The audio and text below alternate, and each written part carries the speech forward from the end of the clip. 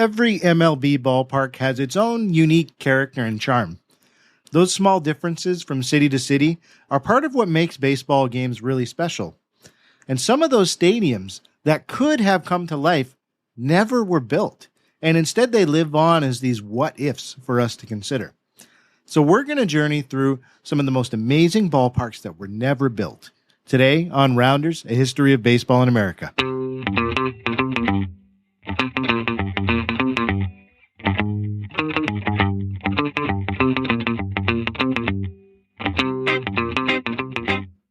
Hello, everybody, and welcome to another episode of Rounders, a history of baseball in America. It's me, your host, Jeff Lambert. Thanks for joining me for another week. I'm excited to connect with you. We've got a great episode I think you're going to enjoy today. Really quick, before we get into it, I want to say hello to the members that joined this week as part of our growing community and signed up for the free email newsletter and bonus show. So shout outs go to MG Kozu. Hope I'm saying that right. Fred R. and Griffin W. Thank you so much for signing up for our free email newsletter. You get this episode with extra notes and photos and videos in your inbox every week. And you get access to that bonus show every week, This Week in Baseball History. And then we have WMJ88. Special shout out to you. You signed up as a premium subscriber this week and are giving a little bit to the show every month financially to help us grow. In addition to everything our free subscribers get, WMJ88 is going to get all that, plus the ability to get the show a day earlier than everyone else without ads. And on top of that, he gets the opportunity to have his feedback read in episode. So I ask questions specifically to our premium subscribers and ask for their feedback. And if they have opinions, I read them on the show, give credit back to you. It's another way that you can get deeper into being able to take part in what we're discussing. So special thanks to you. Special thanks to everybody who took a moment to be able to just join this growing community I'm trying to build of baseball enthusiasts. And every week, like I said, it's just exciting to see people, like-minded people come together who really love baseball and be able to enjoy it together. It's great. It's part of the big reason why I do this. So thank you. And with that said, let's go ahead and jump into this week's episode. I think you're going to love it. It was fun researching the what-if scenarios of some of these ballparks that could have come to pass, but didn't for various reasons, and we're going to get into that. And just thinking about, an alternate dimension scenarios of being able to visit some of these places and how it might have changed the landscape of the game. Who knows, right? So let's go ahead and jump into this week's topic. Here we go. This episode is brought to you by Allstate. Some people just know they could save hundreds on car insurance by checking Allstate first. Like to check the date of the big game first before you accidentally buy tickets on your 20th wedding anniversary and have to spend the next 20 years of your marriage making up for it. Yeah, checking first is smart. So check Allstate first for a quote that could save you hundreds. You're in good hands with Allstate. Savings vary. Terms apply. Allstate Fire and Casualty Insurance Company and Affiliates. Northbrook, Illinois. Let's start off by talking about the Dome Stadium, which would have been built in Brooklyn, New York. Go back in time with me to the early 1950s. There was a renowned architect named Buckminster Fuller, and he designed a dome-shaped stadium for the Brooklyn Dodgers. Now, this ballpark, if you're familiar with Brooklyn, it would have been located at the intersection of Flatbush and Atlantic Avenue. And this new concept was designed to seat 52,000 fans, and the whole concept was really much ahead of its time period. The marquee concept was to build a dome on the stadium that would protect spectators and players from the elements, essentially. So the dome would have been built out of this lightweight aluminum structure, and that would have allowed it to very easily be put to cover the field during poor weather conditions and be retracted with minimal effort. Keep in mind, this is the 1950s, and this was the idea that was presented as part of this concept to keep the Dodgers in Brooklyn and to be able to build a futuristic venue that would attract people to the venue. So this was commissioned by Walter O'Malley, who was the owner of the Dodgers, got Buckminster Fuller, a world-renowned architect, to create this. And together, the goal was, okay, we have a new stadium in place. We can build it. This is O'Malley's really last attempt to try and be able to get the Dodgers to stay in the city. And on top of that, O'Malley went to Brooklyn's, governmental heads and said, I'm willing to finance the construction of this new stadium with private money. I'm not asking you for any taxpayer money. The problem, the sticking point, was the proposed location for the dome, which, just to circle back, was at the intersection of Flatbush and Atlantic Avenues. The issue was that area was already commissioned by the city to host a railroad terminal. Yeah, a railroad terminal. So this was Robert Moses, who was one of the top heads of the government, city government. He and the city planners did not want this to be built. So this disagreement over the dome being built in this site where another proposed construction project was going to happen became the sticking point between two parties. And because of that, Moses tried to make this work in terms of trying to get O'Malley to consider other places to put the stadium, but O'Malley wasn't having it. He said, look, we designed it to be built in this spot. This is where we want it. And perhaps because of kickbacks from the railroad station, perhaps because of just the sticking point with the owner, the city's representatives would not budge. And that was the death of this new concept stadium. And many baseball historians believe that this disagreement over the stadium's location was one of the main factors that led to the Dodgers relocating out west to California. And I think it's clear from just doing this research on top of what I'm presenting to you that if this dome had been approved, this could have significantly changed the history of the Dodgers and Major League Baseball in general. The design was clearly ahead of its time, and it's really interesting to consider how it might have influenced the design of other future sports stadiums had it been built during this time period. And then, of course, you have the amazing what if the Dodgers had stayed in Brooklyn, right? What would have happened to the landscape of the National League and the American League as things developed? So certainly a very tragic what if that the Dome Stadium in Brooklyn was never built. Stadium number 2, the Boston Dome in Boston, Massachusetts. So again, let's go to 1964. The city of Boston is tossing around ideas. How are we going to find better accommodations for all of our professional sports teams? You got the Red Sox playing in Fenway. The 1960s were not a good decade for the Sox. And on top of that, Fenway really was becoming an eyesore. It was run down, falling apart, not an attractive place. You go to Fenway today and you see, the new coat of paint and the additions that have put on the stadium. And the new ownership has done an amazing job of turning that venue and getting another 25 or so years out of it as they have. But the Fenway Park in the 1960s was not like that. There was a big desire on the part of the fans to want a new venue for their team. On top of that, you had the Bruins and the Celtics playing in the Boston Garden, which had its own structural problems. You had issues where you had beams right in front of seats. People would have to look around these beams to be able to see certain parts of the game. There were issues with switching over from the basketball court to the ice arena for the Bruins. A lot of times the ice would start to melt during games because of the poor refrigerating, freezing technology in the stadium. The old Boston Garden had its issues. And then on top of that, you have the Boston Patriots, who started in 1959 as a professional organization and then ended up joining the NFL, or what would soon be called the NFL. And they were hopping around playing their games at various college campuses to be able to play their home games. So all of Boston's teams needed a new place to play. And here's what comes along, a proposal that was set forth to the Massachusetts legislature that would have been this massive interconnected indoor sports complex. And it would be a home for all of Boston's teams, the Patriots, the Celtics, the Bruins, and the Red Sox.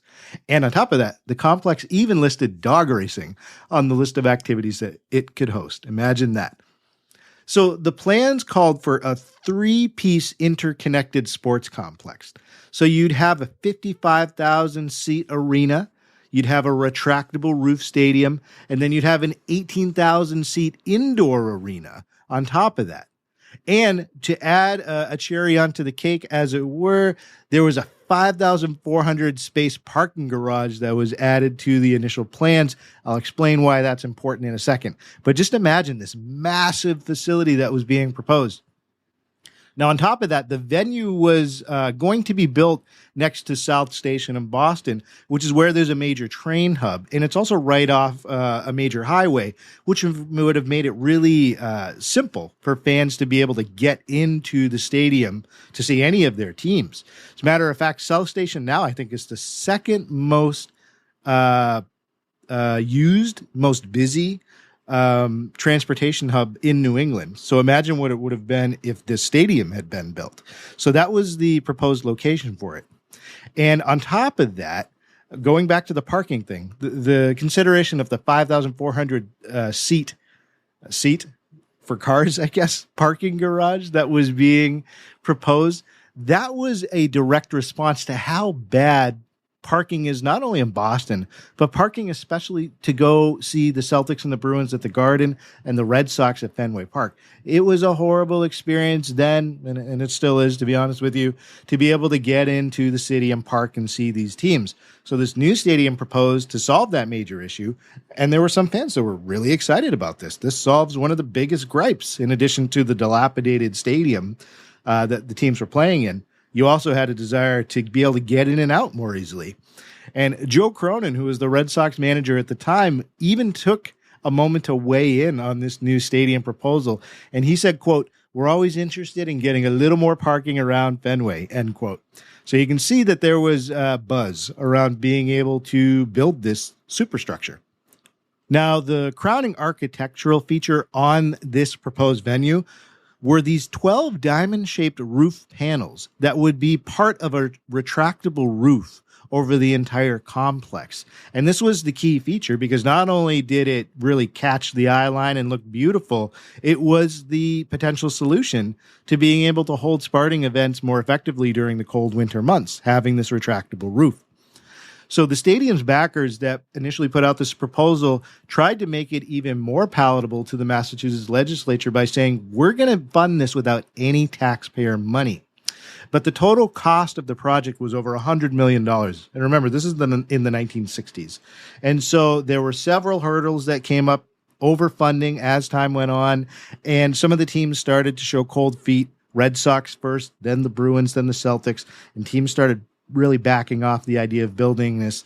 And then you had it brought to the Massachusetts legislature for approval, and it died in session, and that was the end of it. So this Boston Dome was never built. But again, imagine how the entire landscape of the city would have changed had the stadium come to pass. I mean, what is now the South Station area, that's largely the city's financial district now, but that would have turned into a sports hub for an entire region of the country. And just thinking about how history would be different as a Massachusetts native and how it would have shaped New England in general, it's mind-boggling. So that's one that would have been really neat to see in an alternate reality. So that's number 2, the Boston Dome. Stadium number 3 that never became a reality, we're going to go up to Canada to Labatt Park in Montreal. So in the late 1990s, the Montreal Expos really needed a new stadium. So the team's ownership decided to come forward with a new proposal for a ballpark that was going to be in the downtown part of the city, and it would be called Labatt Park. Labatt Park, of course, named after the famous beer company, which was one of the primary sponsors. It would have been located, if you're familiar with the city, near the Peel Basin area. So the design of the stadium was really ambitious like these other ones. So the stadium was planned to have a natural grass field, which is a huge difference from where the Expos were playing their current games in Olympic Stadium. It would have a retractable roof. Obviously, you're going to need that in Canada. And it would have had a smaller size, 36,000 seats. And that was to, I think, respond, again, going back to where they currently played their games, which was built for the Olympics. Massive stadium. Watching Montreal Expos games in the 90s, most of the seats were empty, but it was because it was not built for a standard baseball crowd of the time period. So it was drastically smaller than the current place where the Expos were playing their games. But I think it was a good response as to why. So not only that, it had a modern look to it. It was very sleek. It had a shape resembling a wishbone too, which is really interesting. Instead of like a boxy structure that a lot of the other stadiums that were built in the 70s and 80s had. So architecturally, it was very different. It was eye-grabbing, I guess, to say the least. Take a look at the pictures again in the email. You'll see what I mean. So the proposed location, again, it's near the Peel Basin, but it would have been located on the corner of Saint Jacques and Peel. That's right near where the Bell Center is, and that's where the NHL's Montreal Canadiens play. So you have, again, trying to build like a sports hub inside the city. That was the goal for putting this new stadium concept there. Now, the other thing, too, this is putting the Montreal Expos more directly in the city, making it more accessible for the fans. Because where the Expos were playing their games currently, not only was it just a horrible ballpark. I mean, I have a whole episode on the Montreal Expos, and you can learn more about Olympic Stadium where they played their games. And it's not just me, widely regarded as one of the worst ballparks in MLB history. The Olympic Stadium was very far away from the center of where I think a lot of fans could access it. So this new stadium tried to fix that by placing it in a hub area and creating like a sports district almost inside the city of Montreal. So despite the innovative design, despite the potential benefits it could bring to the team and the city, there were significant challenges right from the start. So you had Quebec's head of state, Lucien Bouchard. He did not favor providing any government funding for this new stadium, especially since, in his mind, you already have Olympic Stadium and we're still paying it off. And we have bigger problems. So the city of Montreal was having issues with hospital funding, and hospitals around the city were actually closing down due to lack of funding. So he felt it was not tenable when there was already a functional structure to put city money forward to build this new ballpark. So, and I think that's understandable. But without that funding from the city, the financial hurdle to build it proved insurmountable, and that project was eventually shelved.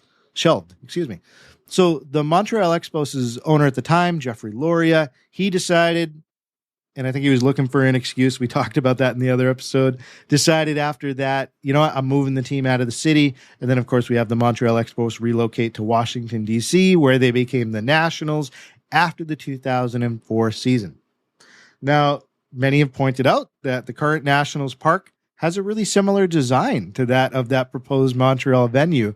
And, you know, that could suggest that the vision for Labatt Park sort of made its way over when the team moved to D.C. and got theirs. So Labatt Park, I think, is the story amongst all these that shows how important finances play into a stadium's construction, from getting private funding to convincing local and state governments to toss in money for a project.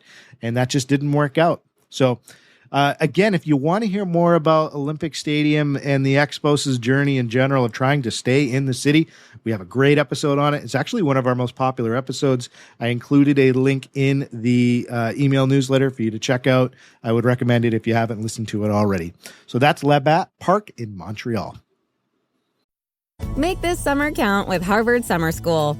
With Harvard's free college programs, high school students gain confidence and insight into what college is all about, challenge themselves, and discover new friends. There are over 200 courses to choose from, including college credit courses, so it's the ideal way for students to learn something new, but most importantly, have fun. Visit info.summer.harvard.edu/Spotify to learn more. Stadium number 4 that we're going to visit is, well, we can't visit it, but we'll visit it in our minds. That's the Sky Dome concept that almost was built in Phoenix, Arizona. So the Phoenix Skies Dome was this visionary project that really aimed to bring a Major League Baseball team to Phoenix, not in the 1990s when they got the Diamondbacks, but back in the 1960s. So there was a stadium that was proposed for the city that was designed to be, again, 1960s, fully air-conditioned, an indoor stadium, and that would have allowed a team to viably play in that part of the country because it would have protected them from the extreme summer temperatures. But just like a lot of these other ones, the project never got off the ground, and the main reason came down to city private funding agreements. Now, I threw this one in just because it really would have kicked off, I think, a greater expansion into the Southwest for Major League Baseball earlier on. And I think that's why it's interesting. There is limited information available about the specifics of the Phoenix Sky Dome. It was really hard to find a lot of information, but it is known that the architectural firm that was selected to design the facility had proposed a glued laminated timber dome that would cover a large area under one roof. So the idea was to keep it lightweight, easy to be able to air condition. And that concept, even though it didn't come to pass, did influence the design of other venues across the country. Well, not across the country, across the state, excuse me. So the University Walk-Up Sky Dome in Flagstaff, Arizona, which is the home of the sporting events for Northern Arizona University, that was completed in the late 1970s, and it had a really similar design to what was proposed for this Phoenix Sky Dome. So there you have it. I mean, it lived on in some ways, just not in the ways of being able to host an MLB team during this time period. So it would take several decades before Phoenix finally got to host its own major league team as a stadium. The Diamondbacks came around in 1998, and their current home, Chase Field, also has a roof, and it's a possible nod to what was seen in the 1960s, that the only way this is viable is if we find a way to be able to keep that extreme summer heat away from the players, and that certainly has been accomplished. And that brings us to our final baseball concept that was never to become a reality, and it's the one that I think is my favorite in terms of like what could have been concepts, and that was a stadium known as the Pirates of the Monongahela River in Pittsburgh, Pennsylvania. I probably slaughtered that for my Pittsburgh fans. I'm sorry. I did the best I could. So there was a stadium proposal in 1958 that was a project that was proposed to bring a futuristic home to the Pittsburgh Pirates and to add a new spin that would change baseball stadiums forever, kind of a thing. It was a multi-purpose facility, and it was built over the Monongahela River. Yes, you heard that right. The stadium was going to be built over a river. Now, the proposed location of the stadium was strategic. They didn't just build it over a river for the heck of it. It would have been built where the historic Smithfield Street Bridge is today, for those of you who have been to Pittsburgh. And it's a central location in the city that actually wasn't far off from where they eventually built the actual stadium that they decided to build around this time, Three Rivers Stadium. So just to be clear, again, this is a stadium that would have been built in a notorious location in the city over a river. You got to check out the pictures. It's really beautiful. So you have it in downtown Pittsburgh. It's easily accessible. It adds to a vibrant downtown scene. And the design of the stadium was really ambitious. I mean, it was unusual for the time period. And it created this kind of exotic, futuristic look that was unmatched during this time for any ballpark, let alone baseball ballparks. It almost looks like something out of the Jetsons, to just kind of create a parallel. So the entire shape is futuristic. It's not boxy like the other stadiums of the time period. You've got it over a river. You've got it in the heart of Pittsburgh. It sounds great, right? And on top of that, it was supposed to feature a hotel on site with plenty of parking. And again, that would have made it unique to the baseball circuit of this time period. But despite the innovative design, despite the potential benefits it could bring to the team and the city, the project faced significant challenge in, you guessed it, finances, and the ability to get the city on board to be able to help with the funding of the stadium never materialized, and the project was eventually abandoned. And the Pirates eventually moved to a new stadium called Three Rivers Stadium in 1970. It was much more conventional in its design, and it's right up there with Olympic Stadium for the Expos in terms of worst ballparks ever. Did not have a lot of love from the Pittsburgh locals for a lot of different reasons, but certainly unimaginative compared to this concept that we're talking about. And this one, just like the Boston Dome, it just presents a fascinating what if it had been built. How would baseball parks built after it have been different if these concepts had ever come to life? Who knows, right? So those are our top 5 baseball stadiums that were never built, that could have really changed so many aspects of the game, but unfortunately just live on as concepts that we can imagine the what ifs, but never get to actually physically go there and touch them. And that's the sad part of it. But I also want to touch on, before we finish, there are baseball park concepts that could become a reality in the future that are being discussed right now. And I just want to touch on those real quick. So there's several exciting concepts that are being proposed right now. So 3 different places, and I just want to highlight them. Number 1, the Atlanta Braves are planning a new stadium that's designed with the elements in mind. So these conceptual renderings that have been put out so far, it's presenting a stadium that will hold 41,500 people. There's a 90-foot roof that's retractable. There's air conditioning on every level. And the design aims to bring a higher percentage of seats closer to the field than any other ballpark. It's neat. It's almost like, again, you got to look at the pictures, but the way that they make the space between the infield foul lines much closer to the seats than in other stadiums. And same thing in the outfield, the way that it kind of curls around just allows the seats to be much more intimate. It looks like a really interesting concept. So the ballpark's going to be integrated into a larger downtown development. It's going to feature restaurants. There's going to be like a big water feature that they're building. There's going to be a boutique hotel. It looks really neat. So this could come to pass. It's in development right now in terms of how it's going to come about. Funding is still an issue right now. Whether it comes to pass or not, we'll see. But this is something we could be looking at in the next decade. So who knows? Second stadium I wanted to make you aware of that's in concept right now is across on the other side of the country.